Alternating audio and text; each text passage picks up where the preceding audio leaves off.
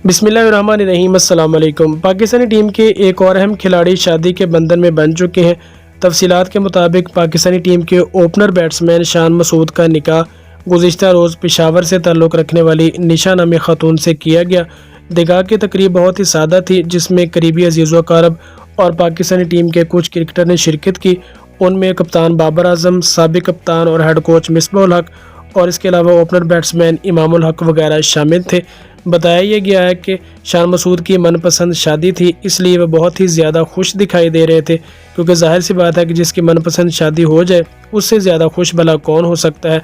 निकाह की तकरीब में शान मसूद ने सफ़ेद रंग की शेरवानी पहनी थी, जबकि दुल्हन ने अरूसी लिबास ज़ेबतन किया था।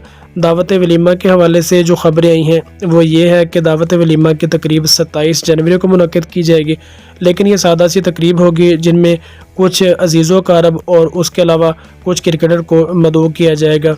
उनकी बीवी के हवाले से बताया गया कि शान मसूद और निशा, जो कि उनकी बीवी का नाम है, उनकी काफ़ी अरसे से अच्छी दोस्ती थी और इसी दोस्ती को उन्होंने मजबूत रिश्ते यानी शादी के बंधन में तब्दील किया और अपनी नई ज़िंदगी का आगाज़ किया। शान मसूद के हवाले से दुआ गो हैं कि अल्लाह ताला उनके जो नई उन्होंने शुरू की है उनको हमेशा खुशियाँ नसीब करे, और शादी का जो उन्होंने सफ़र शुरू किया है अल्लाह ताला उन्हें नज़र बस से बचाए और हमेशा ज़िंदगी में खुशियाँ अता फरमाए। आमीन।